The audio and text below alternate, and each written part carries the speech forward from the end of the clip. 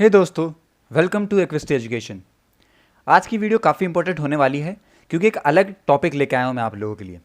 यहाँ पे आप लोगों ने सुना होगा कि इस जज ने यहाँ पे जो केस था उसे सॉल्व करा, या फिर इस जज ने यहाँ पे आप कह सकते हैं जो भी कानूनी कार्रवाई थी वो करी थी।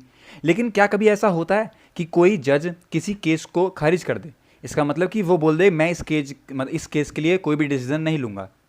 तो उसके बारे में हम लोग देखते हैं क्या कोई ऐसे रूल या हमारे कॉन्स्टिट्यूशन में कोई ऐसी बात लिखी है जहाँ पे जज के पास एक ऐसी पावर है जहाँ पे वो अगर चाहता है कि वो एक केस के बारे में डिसीजन ना ले या फिर उसकी कार्रवाई ना करवाए, तो क्या जज ऐसा कर सकता है? या फिर उसके ऊपर आप कह सकते हैं प्रेशर रहता है कि जो भी केस उसे दिया गया है उसे वो सॉल्व ही करना है। तो सब कुछ हम अपनी आज की वीडियो में पढ़ने वाले हैं और ये भी देखेंगे कि ये बात आंखें सामने कैसा ही देखने को क्या ऐसा हुआ था कि हम लोग आज ये टॉपिक डिस्कस कर रहे हैं। तो बढ़ते हैं अपनी वीडियो की तरफ बिना किसी टाइम वेस्ट करें। सबसे पहले बता दूं मैं आपको, लास्ट वीक हमारे सुप्रीम कोर्ट के दो जज हैं जिनका नाम है जस्टिस इंदिरा बनर्जी और जस्टिस अनिरुद्धा बोस। ओके, तो इन दोनों ने ये कहा है कि ये वेस्ट बंगाल पे जो हियरिंग हो रही थी उससे अपने आप को रिक्यूज कर रहे हैं। रिक्यूज का मतलब होता है कि आप लोग किसी केस को उस पर कार्रवाई करने से मना कर रहे हैं। ओके, और ऐसा ही एक बार हुआ था जून 21 को, जहां पे दिल्ली हाई कोर्ट के जो जज हैं अनूप बम्बानी, उन्होंने भी रिक्यूज करा था अपने आप को, जबकि आप कह सकते हैं यहाँ पे आईटी रूल्स पे जो भी रेगुलेटिंग इंटरमीडिएटरीज बन रहे थे उन लोगों के जो चैलेंजेस देखे गए थे, तो उस टाइम पे जो हियरिंग हुई थी उससे भी इन्होंने मना कर दिया था। दो केसेस सामने देखने को मिले हैं, तो इसके बारे में हम लोग इन डिटेल पढ़ने वाले हैं। क्या ऐसा ये लोग कर सकते हैं? जज के पास ऐसी पावर होती है कि वो लोग किसी भी केस से खुद को रिक्यूज कर लें? ओके, सब कुछ हम अपनी आज की वीडियो में डिस्कस करेंगे। सबसे पहले कि आखिर जज जो है वो किसी केस को रिक्यूज क्यों करता है, किसी हियरिंग को रिक्यूज क्यों करता है? देखो, साफ आंसर है इसका, यहाँ पे उनका कॉन्फ्लिक्ट हो जाता है इंटरेस्ट का, मतलब कि when there is a conflict of interest. अभी और डिटेल में पढ़ता हूँ मैं आपको कि आखिर क्या होता है ये। देखिए, मान लीजिए कोई एक जज है और वो किसी कंपनी से या फिर कोई उसका पर्सनल एसोसिएशन है किसी पार्टी से, तो वहाँ पे वो एक बायस्ड डिसीजन नहीं ले पाएगा। आप जानते हैं, और कानून यहाँ पे बायस्ड डिसीजन लेता है। तो इसीलिए बोला जाता है कि अगर किसी जज को, या तो जज को खुद लगता है या फिर सरकार को ऐसा लगता है, या फिर आप कह सकते हैं कि यहाँ अथॉरिटी को ऐसा लगता है कि ये जज इससे कोई इस केस का पर्सनल रिलेशन है, तो ये इस पर बायस्ड डिसीजन दे सकता है, और क्योंकि है वो इंसान ही, सोचेगा अपने दिमाग से ही। और अगर ऐसा होता है तो इस चीज़ को कम करने के लिए कि कोई भी डिसीजन बायस्ड ना हो, तो यहाँ पे एक काफ़ी बढ़िया चीज़ दी गई है कि जज को रिक्यूज करा जा सकता है किसी भी हियरिंग से। ओके, तो आई होप कि आपको समझ में आ गया होगा कि आखिर लोग, मतलब जज जो हैं वो रिक्यूज क्यों करते हैं। क्योंकि जज का एक काम होता है कि वो अपनी ड्यूटी को फेयर करे, मतलब कि उसकी जो ड्यूटी रहती है वो एक्ट फेयर होनी चाहिए। वो बहुत ज़्यादा आप कह सकते हैं बिना किसी बाइस्ड के वहाँ पे जो भी वो डिसीजन लेगा, क्योंकि वो एक इंसान के लिए बहुत ज़्यादा इंपॉर्टेंट होने वाला है। किसी भी अथॉरिटी के लिए जो भी सुप्रीम कोर्ट या फिर हाई कोर्ट से या कोई भी डिसीजन जज जो लेता है वो काफ़ी ज़्यादा इंपॉर्टेंट होते हैं। इसीलिए यहाँ देखा जाता है कि कम से कम लोग यहाँ पे बाइस्ड डिसीजन ले पाएँ, और अगर कहीं देखा जाता है कि यहाँ पे बाइस्ड डिसीजन हो सकता है तो इसीलिए वहाँ पे रिक्यूज करा जाता है। इस केस को आप कह सकते हैं वहाँ पे वो मना नहीं कर रहे हैं, लेकिन हाँ, उन्हें वो केस नहीं दिया जाएगा, वो किसी और जज को दिया जाएगा जिसके साथ ऐसी प्रॉब्लम नहीं आ रही है। ओके, तो आई होप कि आपको समझ में आ गया होगा कि जज को रिक्यूज क्यों करना पड़ता है और क्या इसकी आप कह सकते हैं रीज़न सामने आया है।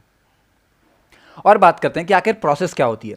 देखो, बताता हूँ मैं आपको, काफ़ी आसान है कि मान लीजिए कोई जज जो या तो खुद सामने आएगा कि भाई मैं नहीं कर सकता हूँ, या फिर यहाँ पे मैं किसी भी तरीके के यहाँ जो डिसीजन लेने वाला हूँ इसमें हो सकता है कि मेरा जो डिसीजन वो बायस हो जाए, तो या तो जज खुद कह देगा, या फिर आप कह सकते हैं जो अथॉरिटी है वो इस बात को इंश्योर करेगी कि जज को देखा जाए और उसके बारे में पहले ही पढ़ लिया जाए कि इसका कोई इस केस से रिलेशन तो है या नहीं है। ओके, तो ये प्रोसेस रहती है बेसिकली चेक करने की, रिक्यूज्ड मतलब जो भी आप कह सकते हैं रिक्यूज को कम करने के लिए। ओके, और अगर जैसे ही आप कह सकते हैं किसी जज ने किसी केस को रिक्यूज करा, तो उस टाइम पे चीफ जस्टिस के जो आप कह सकते हैं जो केस था, जो हियरिंग थी, उसकी जो पहली फ्रेश बेंच होगी उस पर चला जाएगा, मतलब उस पर पास ऑन हो जाएगा, एक तरीके से आप ये भी मान सकते हैं। ओके, अब ऐसा कोई फॉर्मल रूल नहीं है यहाँ पे रिक्यूजल्स का, पर लेकिन आप कह सकते हैं काफ़ी सारे इशू भी देख के गए थे, तो सुप्रीम कोर्ट के जो जजमेंट आते हैं वो खुद ही इस हिसाब से मैनेज कर लेते हैं अपने में कि किस जज को आप कह सकते हैं नहीं ये केस देना, या फिर जज खुद ही सामने, बेसिकली ज़्यादातर टाइम पे जज खुद ही सामने आ जाते हैं कि हम शायद हो सकता है हम इस पर बायस डिसीजन ले लें। ओके, तो ये बात भी आपको याद रखनी है। देखिए ये जो बात आई थी ये सबसे पहली बार आई थी Ranjit Thakur versus Union of India के केस के टाइम पे।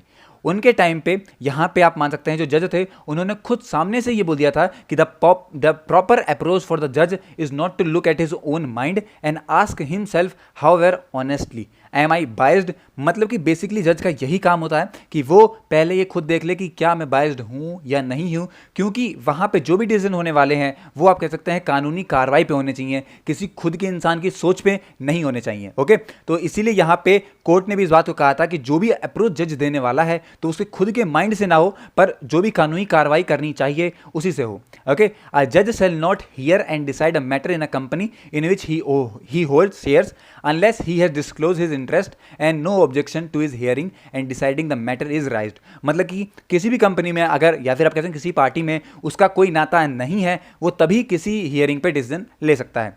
ओके, तो ये बात करी गई थी 1999 के जो चैप्टर आया था उस टाइम पे, restatement of values in judicial life a code of ethics adopted by the supreme court. यहाँ पे इन्होंने ये चीज़ एडॉप्ट करी थी।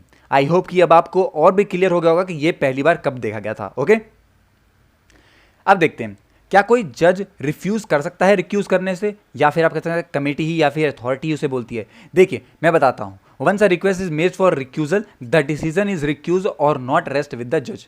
ओके, मान लीजिए एक जज हैं, उसने पहले ही बता दिया कि मैं अभी नहीं कर सकता हूँ, मतलब एक टाइम पे उसने दे दिया रिक्यूज़, लेकिन उसके बाद वो रिफ्यूज़ कर रहा है, मना कर रहा है कि नहीं मैं कर सकता हूँ, या फिर मुझे ऐसा लगता है कि हाँ मेरा कोई भी कॉन्फ्लिक्ट ऑफ इंटरेस्ट नहीं आ रहा है इसमें। ओके, तो ये अगर बात कहता है उस टाइम के हम लोग को देखने की उस टाइम पे क्या आता है।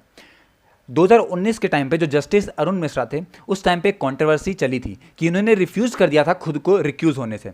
हमारी जो कॉन्स्टिट्यूएंट्स बेंच बैठी थी तो उन्होंने फिर री एग्जामाइन करा उनके जजमेंट को, और फिर उसके बाद क्योंकि मैंने आपको बताया पहले इस पर कोई ऐसा फॉर्मल ऐसा कोई रूल नहीं है, तो यहाँ पे ये चीज़ें भी करी जा सकती हैं। ओके, तो ये बात आपको याद रखनी है कि हमारी फिर कॉन्स्टिट्यूशन बेंच ने री एग्जामाइन करा उनके जजमेंट को, ही डिलीवर्ड प्रीवियसली जितने भी उन्होंने पहले डिलीवर करे थे, और उसके बाद despite several request from the parties. मतलब कि एक तरफ से पार्टी ने भी प्रेशर डालता है, तो उस बात को ना देखते हुए हमारी कॉन्स्टिट्यूशन बेंच ने यहाँ पे री एग्जामाइन करा था उनके सभी जजमेंट को, और उसके बाद ये आप कह सकते हैं डिसीजन लिया था कि क्या उन्हें यहाँ पे दोबारा से देना चाहिए मौका कि वो जज कर सकें या नहीं कर सकें। ओके, तो आई होप कि आपको समझ में भी आ गया होगा कि आखिर क्या बात थी। और देखिए मैं बताऊं आपको, जब जस्टिस मिश्रा के टाइम पे जो उन्होंने रीज़न दिया था, जो उनका रीज़न था आप कह सकते हैं उस रिकजल को हटाने के लिए, तो वो था उनका forum shopping and agreeing could compromise the independence of the judiciary. Okay, तो आई होप कि अब आपको समझ में भी आ गया होगा कि अगर किसी जज का मन ऐसा करता है कि उसने जो रिक्यूज़ दिया है उसे वो रिफ्यूज़ कर दे, या फिर अथॉरिटी को वो रिफ्यूज़ करने के लिए बोलता है, तो फिर पूरी बेंच बैठती है, फिर पूरी रिसर्च करते हैं उसके बारे में, उनके बारे में, और री एग्जामाइन करा जाता है, और फिर कोई भी डिसीजन लिया जाता है। ओके दोस्तों, जैसे आप मान सकते हैं यहाँ पे एक और टाइम पे जब अयोध्या का राम जन्मभूमि का केस आया था, उस टाइम पे जस्टिस यू ललित ने खुद को रिक्यूज करा था अपनी कॉन्स्टिट्यूशन बेंच से। आफ्टर काफ़ी सारी पार्टीज़ ने बोला था कि अटेंशन दें उन पे, और इनका जो भी लॉयर है, क्योंकि वो बेसिकली लॉयर थे क्रिमिनल केस पे रिलेटेड। ओके, तो फिर वहाँ पे भी उन्हें एक्यूज़ करा गया था। अब मान सकते हैं आप लोग कि ये एक अलग मैटर है, और इस पे आप लोग किसी एक ऐसे व्यक्ति को बैठा रहे हैं जिसकी आप कह सकते हैं जो लॉयर था क्रिमिनल केस पे, तो वो चीज़ भी सही नहीं बैठती, तो इसलिए उनने भी खुद को ये बोला कि हम भी रिक्यूज कर रहे हैं खुद को। ओके, अब देखते हैं कि आखिर क्या ये रिकॉर्ड मांगा जाता है, क्या बोला जाता है कि जो वजह है आपकी वो आप सामने रखें। देखिए ऐसा ज़रूरी नहीं है, कोई भी ऐसा फॉर्मल रूल नहीं है कि हर एक इंडिविजुअल जज को अपना रिकॉर्ड रीज़न देना पड़ेगा, नहीं दे सकता। अगर उसकी मर्जी है तो वो साफ बोल भी सकता है, मतलब बता सकता है कि भाई मुझे नहीं करना है, और रीज़न यहाँ पे बोला नहीं गया है। 2 सुप्रीम कोर्ट के जज थे जो कि अपने कह सकते हैं रिक्यूज रिलेटेड वेस्ट बंगाल पे इन्होंने अभी बताया था, लेकिन काफ़ी सारे ऐसे भी देखे गए हैं जहाँ पे उन्होंने कोई भी रीज़न नहीं दिया है उस मतलब कि आप कह सकते हैं जो भी वो हियरिंग है उससे मना करने से उन्होंने कोई भी रीज़न नहीं भी दिया है। तो ये भी बातें देखने को मिली हैं। तो ऐसा ज़रूरी नहीं है कि कोई जज अगर हटाता तो उसे रीज़न देना बहुत ज़्यादा ज़रूरी है, इट्स नॉट कंपल्सरी। ओके, इसी तरीके से जब लैंडमार्क वर्डिक्ट हुआ था 2015 का, वहाँ पे हमारी नेशनल जुडिशियल जो अपॉइंटमेंट कमीशन थी उसने अनकॉन्स्टिट्यूशनली जस्टिस कुरेन जोसेफ और जस्टिस मदन लोकोर को रिफर कर दिया था नीड फॉर जज to give reason for recusal to build transparency and help frame rules to govern the process. उस टाइम पे जो वहाँ के 2 जज थे उन्हें बोला गया था, मतलब उन पर प्रेशर भी डाला गया था कि वो रीज़न दें अपने रिक्यूजल का। ज़रूरी नहीं है, लेकिन अगर कोई कमीशन या कोई कमेटी बोलती है तब वो करना पड़ता है उन्हें। ओके, आई होप कि दोस्तों आपको काफ़ी कुछ समझ में आ गया होगा। मिलते हैं अपनी अगली वीडियो में, तब तक के लिए हैव अ नाइस डे।